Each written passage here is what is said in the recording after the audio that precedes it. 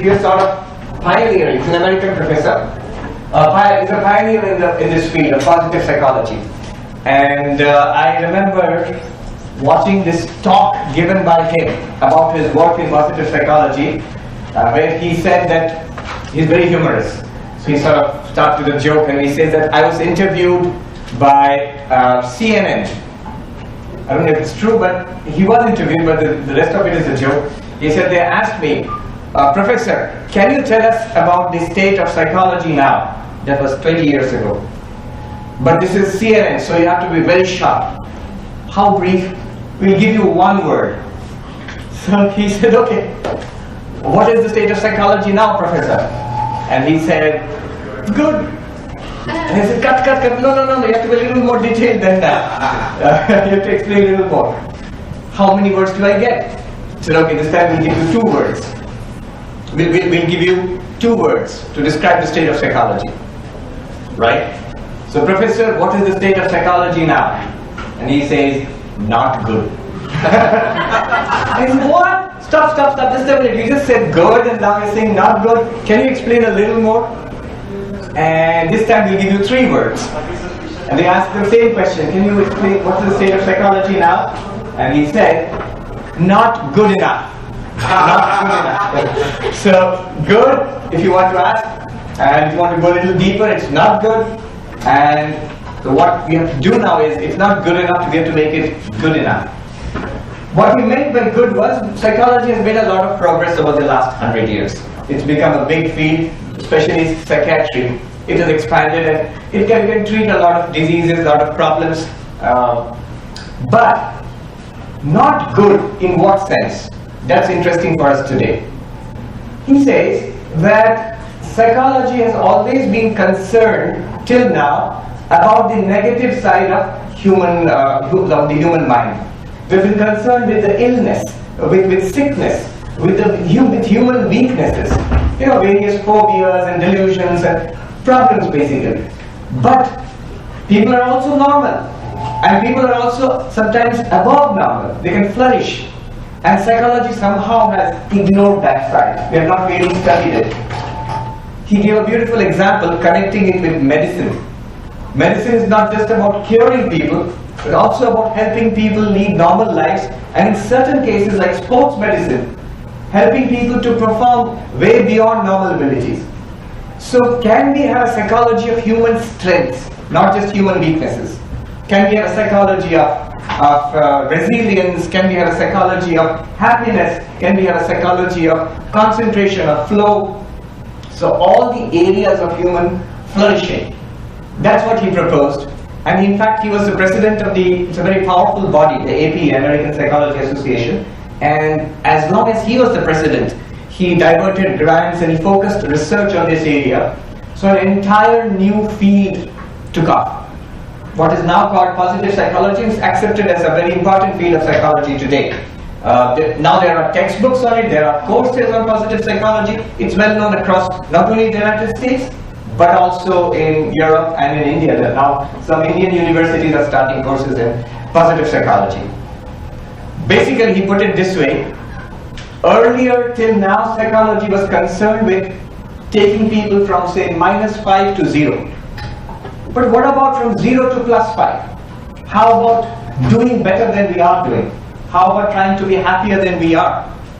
So that's what positive psychology is about. And it's a very, very interesting field. If you Google it, you'll find enormous amount of data, research data, books which are being written, academic work. There are a number of talks on, if you want, in a short and interesting format on TED Talks, you will find talks on positive psychology. It's an academic field. You see, there is an important thing to note here. Whenever we go to a bookshop, which is not often these days, but there used to be these entire shelves. There are these entire shelves full of self-help books. Now that's something different, and positive psychology is something different. Although they seem to talk about the same thing, the self-help books are not academic. They are not accepted by academia because they are not rigorous, academically rigorous. But positive psychology is definitely a valid field of study for professional academics. Okay, where do I come in? And where does Vedanta come in? What is Vedanta? Vedanta is the philosophy of Hinduism. The central philosophy of Hinduism, to put it very briefly, because Hinduism is so vast and so diverse, almost anything you say about Hinduism is true and also false, because the opposite also can be true. But Vedanta, quite beyond dispute, is more or less the central philosophy of Hinduism.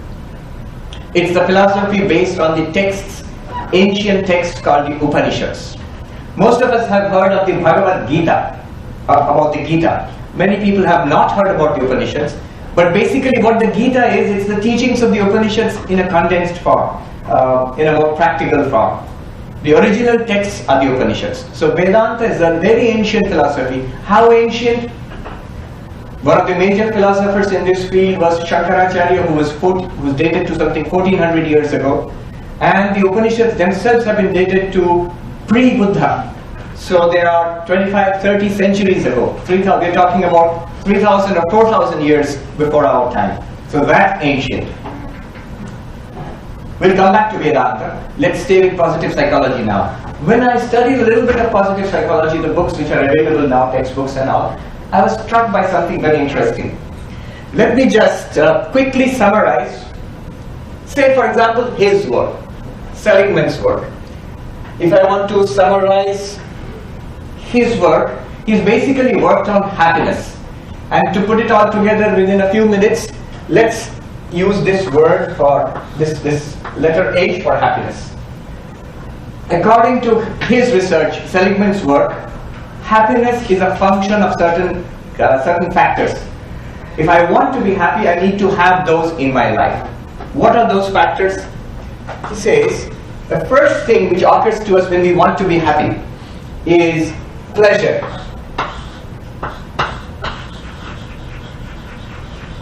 What is pleasure? Anything from a cookie, grab a cookie, that gives a burst of pleasure, to you go out partying with friends, or you go catch a movie or whatever. All kinds of pleasure. The burst of happiness you get from the senses. It can be something as simple as a cookie. It can be something as refined as listening to classical music. It's a whole spectrum. But all of that is pleasure. And he says our first impulse when we want to be happy is to seek pleasure. So from food or entertainment or the company of friends, pleasure. Now the problem with pleasure, he says, is that first of all, it doesn't last. The cookie obviously doesn't last. You put it in your mouth and it lasts for a few seconds and it's gone. Somebody said, put it very nicely, 2 seconds on your lips and 20 years on your hips. So you tend to put on weight. Pleasure doesn't last. It's transient. It comes and goes very fast. Not only that, pleasure is habit forming. What it means is, what gives you that amount of pleasure now, you need more of it later, or you need different varieties of it later. The same thing will not give you the same amount of pleasure all the time. A variation of this is what we learn in economics, the law of diminishing marginal utility. Each unit gives me less utility than the previous one. So I take a cookie, I'm happy, it gives me a certain amount of pleasure. I take another cookie, okay, it adds to my pleasure. I take a third one, I don't recommend it, but I take a third one, it gives me much less pleasure than the earlier ones. A fourth one, I would say no. A fifth or sixth or seventh or eighth one would make me sick. So pleasure, if you draw a graph, it diminishes sharply. It falls off sharply. So that's another problem with pleasure. You can't keep on increasing it by taking more and more of whatever is giving you pleasure. So diminishing your utility, diminishing returns from, and habit forming, as I just said. And there are other problems with pleasure seeking. Luckily, there is another source of happiness. Not just pleasure, a better source of happiness. What Seligman found was, more happiness is found in what he calls engagement. E. These are his terms, I'm using them. E for engagement. What does that mean? Pleasure is passive. You consume something, eat something, watch a TV serial or something like that, and that gives you pleasure. But engagement is where you're using your faculties. We are using our faculties to do something. So suppose you love the subject you are studying. If you're lucky, you do. You're studying something here, you enjoy the work that you are doing. That's engagement. That's not exactly pleasure. Sometimes it may not be pleasurable at all. You're working in the lab hours and hours and hours altogether. Maybe you miss a night of sleep. That may not be particularly pleasurable, but that gives you joy. That gives you happiness. Especially in a university like this, you'll have people who get this kind of joy. The joy of focused hard work, doing something you enjoy over a period of time, where your faculties are engaged. It may be at work. If you're lucky, you love the work that you do. You love the career that you have chosen. Or sometimes people may not find this engagement in work, but they may find it in a hobby. People may find it in the games they play, or in some other activity which they take up as a hobby, maybe singing or art or whatever. They find engagement. Engagement is different from pleasure. It's active, it takes skill, it takes effort, it's usually productive. So, engagement is a deeper source of happiness than pleasure. It's a more sustainable source of happiness than pleasure. The joy you get from study, from research, from building a company, all this, it lasts much longer and much deeper than eating a cookie. So, engagement is a distinct source of pleasure, of happiness, which Seligman identified. Even more than engagement, he says, you're lucky we have got another source of happiness. He says there's a third source of happiness, which he calls meaning. Meaning or purpose in life. You see, sometimes more than our career, more than our job or our passion in life, there's something deeper. When you expand out, we expand out from our little selves and we do something for others. A higher calling in life. And that gives a much deeper happiness. Seligman himself shows the difference between these two and meaning in one of his classes. He conducts a very delightful experiment. One day in psychology class, he said, today we won't have a class, we're going out to a movie. And all the students went, yay, good. And they went out to a movie. When they came back from the movie, he gave them a questionnaire. Psychology professor after all, so he's going to give them a questionnaire. So he said, you rate your happiness. You saw this movie, how much happiness did you get from it? Just give a rating. 1, no happiness at all, to 5, lots of happiness. And they rated it. And next week in the class, he again said, no class today. And I'm sure the students must have gone, movie? He said, not a movie. Today we are going up to this part of town where there are this underprivileged families, and I have arranged to meet the kids, and we're going to take presents for them, gifts for them, toys and clothes and stuff. We'll make friends and spend the afternoon with the kids. And so all the students went out, and they did that. They had a very good time. When they came back, they were given that questionnaire again. Rate your satisfaction, your happiness with this afternoon. And they rated it. Some 3 or 4 or 5 or whatever. 1 to 5. Now the real thing came 6 months later. 6 months later in class, suddenly without warning, the professor again distributed that questionnaire and said, look back upon those 2 weeks 6 months ago. Remember that movie? How much happiness does that give you now? 6 months later. Some of them said, I can't even remember the name of the movie. What was it? I remember seeing a movie, but it's vague. So how much happiness do you get from it? People said 1 or 2, something. And the other day we went to and made friends with those kids and we spent an afternoon with them. How much happiness do you get from it now? And almost just about every one of them rated it high, like 3 or 4 or 5. And they found very little decay in the satisfaction you got from doing that, spending time with the children there. 6 months later, you still look back and you find you're happy with that afternoon. You look back upon a movie, pleasure, it's gone. It's just gone. That happiness is gone. You look back upon this activity, the happiness is still there. It's true, isn't it? When we look back upon our lives, one thing we are never ever sorry for is anything good that we have done for others. You've done somebody else a good turn, done something unselfishly, given something, time, energy, money, helped somebody. when we look back upon it, as long as we will look back upon it throughout our lives, we find happiness from it, we find satisfaction from it, we find sort of, sustained, unchanging feeling of, okay, I did that, that's good.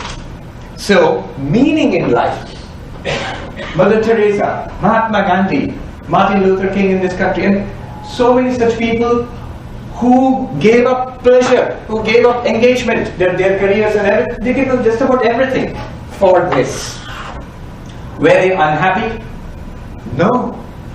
They were tremendously happy. They were really, really happy. You tell them you give up what you are doing for other people and I'll give you a high-paying job or a lifetime of partying, they'll say no. Because it doesn't compare. So, Seligman says, happiness is a function of these three elements: pleasure, engagement, and meaning. And he points out, each of them, they are not equal. In your total happiness, pleasure might be this much, engagement might be this much, but meaning will be so much more. So, meaning is disproportionately important for our happiness. If our lives mean something, and sometimes, most of the time, this meaning involves other people, some kind of unselfishness, some kind of expanding beyond the self. Positive psychology. Now, when I read this, what struck me was something very interesting. In Vedanta, we use some terms which are very interesting. Goals of human life. Most Indians use these words. Dharma, Artha, Kama, Moksha. Most Indians know these words. But many of them don't know what they mean by those words. They have a general vague idea. Kama. Kama means pleasure. Sense pleasure. Kama. Desire, pleasure. And Vedanta says this is one of the goals of human life. Not normatively, not that you have to chase this, but people do chase it. That's what they are reporting. People do try to seek happiness in satisfying desires, in pleasure seeking. Kama. What else? Another word they use is artha. Artha literally means money. Let me write it down. Kama means desire. Artha means desire for pleasure. Artha literally means money or wealth. And dharma is a wide term. In Sanskrit dictionary, if you take a Sanskrit dictionary, it will be 2 pages full of meanings. But one meaning definitely is moral, ethical, altruistic. The most common meaning is religion, conventional religion. Now you can already see. Can you see the mapping? Pleasure and karma, absolutely, they're congruent. They're exactly the same meaning. It literally means that. Engagement and artha, you can stretch. Money, power, status, achievements in life, that's engagement. And dharma is a bit of a stretch, but meaning in life can come from this. I was amazed to see that something that had been part of folk wisdom and also traditional wisdom in India, in Vedanta also, the 4 goals of human life. 4 goals. Goals, again, not in the sense that you should chase these, but we do chase it in that sense. So, kama, pleasure seeking, artha, achievement in life, wealth and power and success, dharma, goodness, morality, ethics, religion, and one more, I'll leave it for the time being. Now, it's interesting that it was always perceived that this insight has always been there in Indian civilization, that to be happy, one needs these. One seeks these to be happy. And one more thing, Indians here will note, that we never say kama, artha, dharma. What do we say? Dharma, artha, kama. Yeah, dharma, artha, kama. You always put this first. So that's also another interesting insight.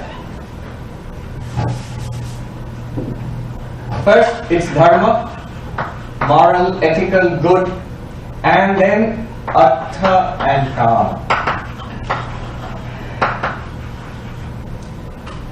The fourth insight, which Vedanta says that there is something else which is not covered in this scheme.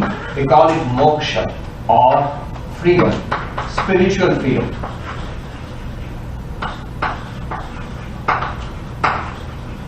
Or spiritual enlightenment.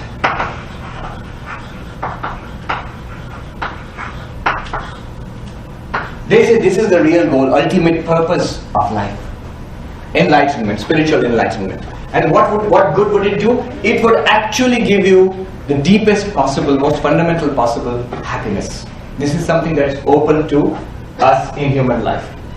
And this scheme is pretty well known in India. In fact, there is a scheme of classifying human pursuits or human life on this basis. There are those who pursue only pleasure with wealth, or what I want to do in life is I want to have a party and I want to earn a lot of money and be rich, and that's it. That's it. What about morality and decency and religion or ethics or whatever? As much as is necessary for me to get on with it, so that the cops don't get me or I don't get thrown in jail, to that much extent I'll hold on to morality or decency. But more than that, so that kind of life, in India it was called the impulsive or instinctive life. In Sanskrit, pamara. A person who chases only these two, pleasure and engagement, kama and artha. So impulsive life, a person who wants only pleasure and wants to be rich. In fact, there's a question? Yes. It's not a question. Did you type a little bigger? A little bigger? Okay. For poor eyes like mine. Alright, I'll add a little bigger. Thank you. So this is one. This person wants only kama and artha. Artha means wealth and power, kama means pleasure. There could be people who want just pleasure. And I'm sure on campus you know such people. Just want to party and have fun. But they don't go too far. And the thing is, it's not very sustainable. After some time, you find that person becomes unhappy. Even while pursuing happiness through pleasure, ends up becoming unhappy. Every alcoholic or drug addict has the same story. I just wanted to be happy, and so got caught in this.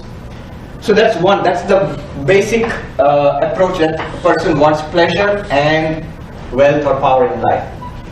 Higher than this, better than this, is what is called, literally translates as worldly, but that's not a very good word. I would say decent. The Sanskrit word is vishayi. Who wants these things, kama and artha, but wants it with dharma. I want this also, all three. I will chase pleasure, I will chase wealth and success and power in life, but on a basis of morality and ethics, within the frameworks of what it means to be a good or a decent person. And most people in society are at this level. Worldly again is a literal translation, but I would say a good worldly person, a decent, moral, in an earlier age you would say a God-fearing person, so a decent person. And most people in society, they are the building blocks of society. They want what this person wants, the same things, but they are a little wiser. They want it on the basis of morality. In fact, modern positive psychology is validating many of these things. If you have seen Walter Mischel's marshmallow experiment, some of you may have seen that. Yeah, on YouTube the videos are there. It's extremely cute. You can see them. Walter Mischel, was he in Yale or is a psychologist, very well-known psychologist. He performed this experiment a long time ago in the 1960s. What he did was, he got these 4-year-old kids, 4-year-olds, and he gave them a marshmallow, and he said, you can eat this marshmallow now, or if you wait, I'm going out for some work. Have you seen it? Yeah, you've seen it. I'm going out for some work, I'll come back, and if you wait for me, I'll give you one more marshmallow. So you can have 2. Do you want 2? And every kid, this is important, every kid said, yeah, I want 2. Are you willing to wait? Every kid said, yes, I'm willing to wait for 2 marshmallows. And so the psychologist goes out. This has been videotaped, not the original Michel's experiments, but later on Philip Zimbardo, whose psychology books are prescribed textbooks all across the world, especially in USA. So you'll find Zimbardo's tapes on YouTube. And they are very funny, and they're very cute. You can see the kid sitting there with a marshmallow in front. And remember, at 4 years, even waiting for 5 minutes is a long time. And you can see some of the kids looking at the door, when will he come back? And some of the kids engaging themselves, they're doing a little bit of playing the piano or something like that, in imagination. Trying their best not to look at the tempting marshmallow. And some of the kids were able to wait for 5 minutes or 10 minutes, and the professor comes back and gives them a marshmallow. But some of the kids were not able to wait, though they said that they would wait. They said, we want 2 marshmallows. One kid, in fact, you see in the video, little boy, he eats the marshmallow immediately when just as the professor says, I'm not even out of the door, he's already eaten the marshmallow. Impulse control, that I want it, it will give me pleasure. But that ability to hold back. Daniel Goleman, who worked on emotional intelligence, another big area of positive psychology. We have heard of IQ, he's worked on EQ. There's a book, Emotional Intelligence, which become very popular. He says one of the components of EQ, emotional intelligence, is this ability, self-regulation. Regulation of our desires, regulation of our impulse. You will get that happiness, you will get 2 marshmallows. But if you wait, instead of 1 now, you get 2 a little later. The ability to wait a little. Now what Michel found was remarkable. He didn't tell the children or the parents anything, but he kept a record of those who were able to wait and those who were not able to wait. And he goes back to those children 14 years later, and he found that there was this average, on the average, statistically, there was a very significant difference between the 2 groups of children. Those who were able to wait for 2 marshmallows, they did much better at their SAT scores on the average. There were individual discrepancies. They did much better at extracurricular activities like sports, team events. They were perceived by parents and friends and teachers as being reliable, as being more able to control their impulses. And those who did not were unable to wait, they did not do as well. Academically and beyond academics also, in many ways, they were unable to do well in school and high school. And probably the same trend will continue after school is over. So you can see the ability to control oneself. That's one aspect of emotional intelligence. That's important for success in life and for sustained happiness in life later on. What was in conventional religion called morality or ethics, one component of which definitely is self-control. So impulse control. And that has now modern positive psychology says that's an important component of happiness. Alright, so far we are with positive psychology. Now we are going to go beyond this domain. Any questions so far? Any comments or questions? Now we are going to step a little beyond what positive psychology has been speaking about now. Vedanta says that the core of spirituality is that there is some truth, some reality within us by knowing which we can transcend human suffering. It's not just Vedanta. Any of the world's religious traditions, they say this. They sometimes use religious language to speak about it, speaking about God or whatever. Buddha, for example. At the very foundation of Buddhism lies a quest for overcoming human suffering. Buddha says, that the fundamental truth about our life is that we suffer. Truth number one. Truth number two, is there a cause of that suffering? And he finds out a cause, which is Trishna, or desire. Is there a solution, a permanent solution, a deep solution to the problem of human suffering? And he says there is. He found that. He calls it nirvana. And is there a way to attain this solution? And he says there is a way. And in the Buddhism, that's the fourth noble truth. So the problem is suffering, the cause of suffering, there is an end to suffering, and there is a way which ends suffering. And this is common to most Indian philosophies. They all are what are called, they are moksha. They are moksha based. They are all philosophies aim to attain this spiritual enlightenment. They say beyond this worldly person, there's a third category of person, a spiritual seeker.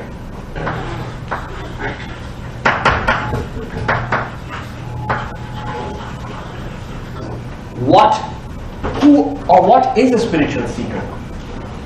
You see, in this country, the idea of a spiritual seeker is you must drop out from college. Don't do that. You've got a good thing in college. You must drop out from college and have long hair and beard and must play the guitar or something and smoke pot or something like that. No. A spiritual seeker is a person who has a fundamental conviction that there is some reality which transcends our empirical world. And by attaining which, realizing which, finding which, one transcends human suffering. It's the same quest for happiness which motivates this person, and this person. But the solution they are seeking is much deeper. So it's a spiritual quest. And Vedanta says that at the very root of our problems is a fundamental misunderstanding of our own nature. Vedanta speaks about what it calls the Atman. It literally means the self. But self with a capital S, not with a small s. They say, Vedanta says, that our real nature is spirit, infinite existence, consciousness, bliss. And it's there right now, right here. But we do not know it. We identify ourselves with this little body and mind, and then we are trapped in this world of ever seeking, never being satisfied, and trying to find happiness in artha, kama, and dharma. But really, if we would know ourselves as we are, not mere creatures of flesh and blood, but actually creatures, spiritual beings of existence, consciousness, bliss, if we would realize ourselves as that, then we would find true and deep happiness. So the whole question of happiness, there is one more here which, of course, positive psychology has not yet come to that point.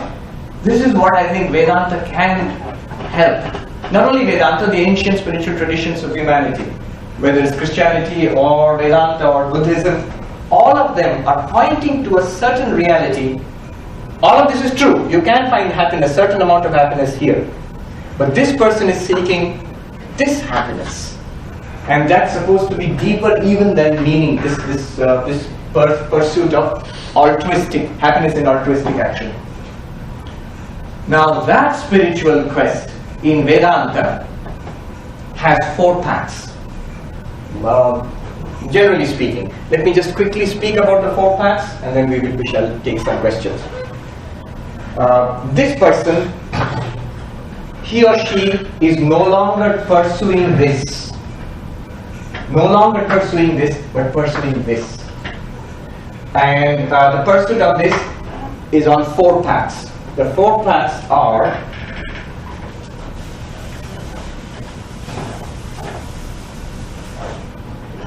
they're called yogas.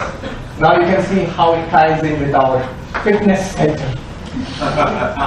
We have gone a long way from the yoga mat, but we are not that far away. In fact, you practice yoga here, but inside that yoga, the philosophy of yoga is what we are speaking about. Yoga, literally, the Sanskrit word yoga means, it comes from the root yuj in Sanskrit, which is equal to yoke in English, to join. So that which joins us with our own higher spiritual nature is yoga. That which joins us with our own higher spiritual nature is yoga. Only a tiny part of that is the physical exercises that we do here, the breathing exercises, and that's so popular across the world. From last year onwards, we have the International Day of Yoga. So the United Nations also celebrating it. But that's just the physical aspect called Hatha Yoga, where you do the physical postures and the breathing. That's one aspect. But the deeper aspect are the 4 yogas. The yoga of knowledge,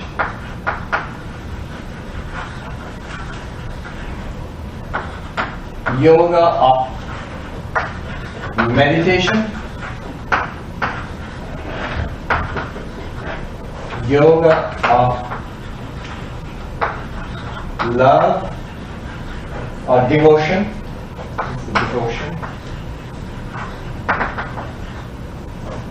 and yoga of action or work.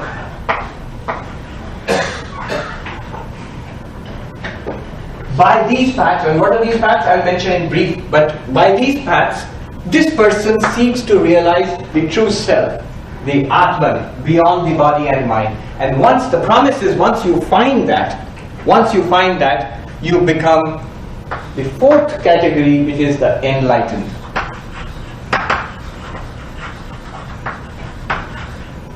What does the enlightened person see? None of them. Neither moksha, nor dharma, nor kama, nor artha. That person has found the locus of happiness within and is completely and entirely satisfied in the spiritual self within. After that, all that the person is still alive. All the actions of this person will still act, but not for personal benefit or personal gratification, but always his or her actions will be a blessing to humanity. So that person is called the enlightened. In Sanskrit, Siddha. Let me write the Sanskrit terms. Here is Sadhaka. This classification is taken from a Vedantic text called Vichar Sagar. This is of course Vishayi, and this is Pamara. So what are these techniques? What are these techniques which are adopted? Let me go from here. This is spiritualizing work. Our action or work, whatever we do in life, usually we do it for our own gratification, to earn money, to have pleasure, to enhance our own being in this world. And that's good. That's good. But the same work can be spiritualized. Basically, the crucial idea is altruism. We saw a little bit of this at this level of meaning. When those kids went out and did something for with gifts and all, and then they met with children, and an altruistic action which gives them much deeper happiness. This altruistic action, often it is done as a worship of the divine. For example, in our order of monks, we have schools, colleges, we work for people who are affected by earthquakes or floods or famines and so on in India. And our attitude always is service. When we're doing work, it's worship of the divine in the human. So an afflicted person, when we go out and help that person, we are not doing charity. We are actually worshipping the divine in the human, because the whole philosophy of Vedanta is within us lies what religion calls God. So you're actually, when you're helping a person, you're actually worshipping God in that person. So this is called the yoga of action, karma yoga. Altruistic action, but not as charity, rather as worship of the divine in the human form. So a sick person, you worship with medicines and nursing and care. An ignorant person, you worship with education. And so you're worshipping God in all those forms. A poor person, homeless person, you worship with economic aid. I'm coming from LA, so the big problem there is homelessness. So you worship with housing or economic aid, and so on. But always it's a spiritual practice. You're trying to find the divine in the human. This other practice, the yoga of love or devotion, is something that most religious people are familiar with. In conventional religion, when you adore the divine in Christianity or Islam or different forms of Hinduism, that's the yoga of love or divine. Here the practice is love. Not love scattered in the world between people and things and places. Food I like to eat, I love that. People I love, or places I love, activities I love. That's our love scattered in the world. Collect that love and focus it on the divine, and it becomes a spiritual practice. So that's another fact. And all of these have a lot of literature, a lot of techniques, a lot of things associated with them. Yoga, meditation, that in Sanskrit it's called dhyana. A whole set of meditative techniques are there. The idea there is, by concentration,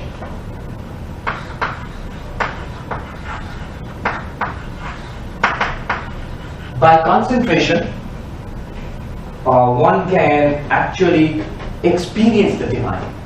So for Vedanta, religion is not something to be believed in. Religion is realization. It actually has to be realized, experienced in life. So yoga of meditation helps us to experience the divine within ourselves. A good analogy would be a lake. The mind is compared to a lake, and the divine is the ground of that lake, like the bed of that lake. Now the water of the lake is muddy. If it is moving, if it is disturbed, you can't see through to the bottom of the lake. So the water of the lake is clean, pure, and still. Then you can see straight through to the bottom of the lake. In the same way, the goal is to make the mind pure and absolutely still through meditation techniques. There are what is called the Patanjali Yoga Sutras, maybe the oldest manual of meditation available to human civilization. So the Yoga Sutras teach us how to completely concentrate the mind and turn it inwards. Attain certain supernormal states of consciousness where you can actually experience your real nature for yourself. So that's another yoga. And the yoga of knowledge, you see, it works like this. If the claim is that we are not what we seem to be, this little person, if we are something much more than that, a spiritual being, if we are that right now, what prevents us from realizing it? Why don't, if I claim that there is a God in heaven, I'm still safe, because if you ask me, why can't I see the God, I'll say that God is in heaven, that's why you can't see God. It's only after we die, post-mortem, we can have an experience of God. And who knows, post-mortem, if you don't get an experience of God, you can't come back and catch me. So, I'm safe.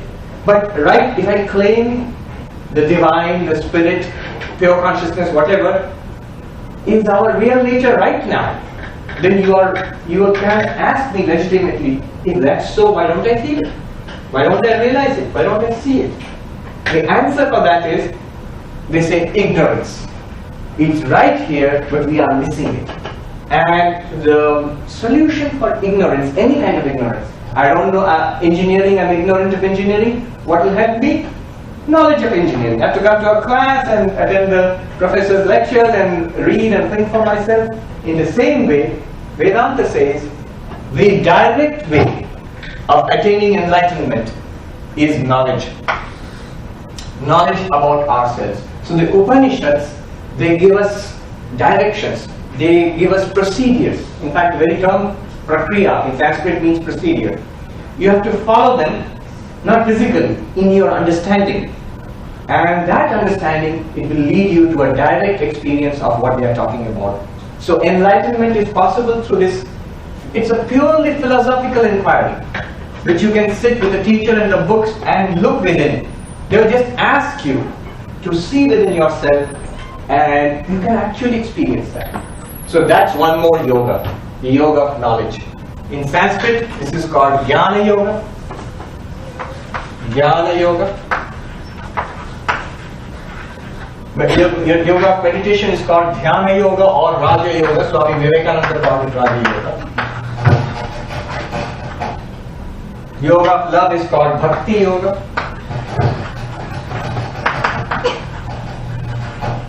And yoga of action is called Karma Yoga. In fact, modern positive psychology actually has something to say about these also. Altruistic action, we can see that working for others actually makes us happier than working for ourselves directly. It's counterintuitive. We do all work for ourselves or for the family or for those we consider to be our own, with the unspoken assumption by doing so we make ourselves happy. But it's quite amazing that life teaches us that by sharing and by giving and taking part in community actions, doing work for others, we actually become happier than by working for ourselves. And we learn this. It takes a little while, it takes a little bit of maturity, but if you expand the self outwards, not just limited to one person or one family, you're actually happier. So, altruism, karma yoga is based on altruism, and modern positive psychology has quite a bit of research about that, how altruism makes us happier. It's not painful to give. It may seem like that. I worked so hard for my millions and now give it away. Why should I? A lot of people, actually, if you read the literature in the last few years, many of the richest people are also some of the richest donors, the biggest donors. They have the biggest foundations they give. Whatever the other motivations, it also, one can guarantee, it increases happiness to give, to see that the wealth is spent for those who need it, who can gain much from it. So altruism, they have understanding, positive psychology. Love also. Love directed at something high and noble does make you happy. You know, they say that if you want to be happy right away, deeply and sustainably, fall in love. Fall in love with a person, there's a problem there. It depends on the person. But fall in love with something bigger, a cause, something higher, nobler, which is bigger than a one person or one thing or one place. As the object of your love becomes higher, more spiritual, and as the intensity and concentration of your love increases, you will be happier right now and sustainably so. Meditation. In fact, there is a book called Flow. This is one of the areas of positive psychology. Mihai Csikszentmihalyi. I have to congratulate myself on having got the pronunciation right. He is a psychologist.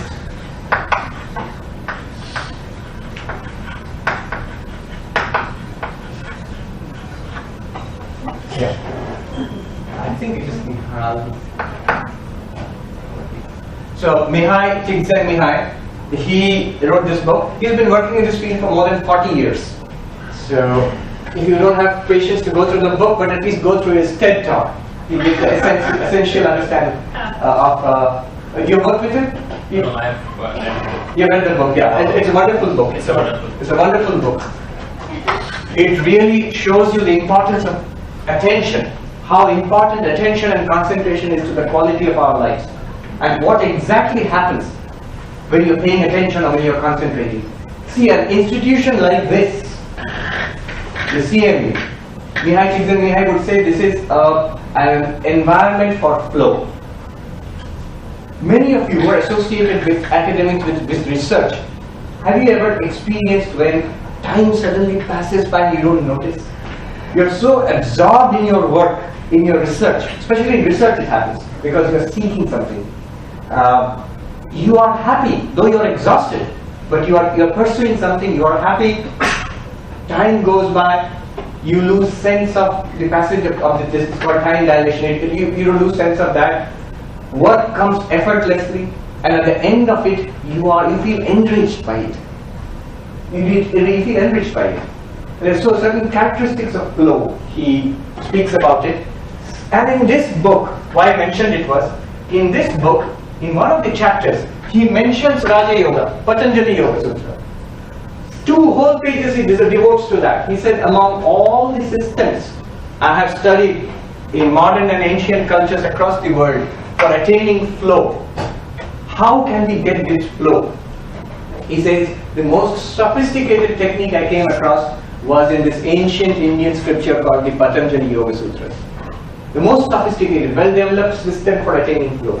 Of course, the Yoga Sutras will not say that it's a system for attaining flow. They'll say it's a system for enlightenment. But it's based on flow. It's based on concentration.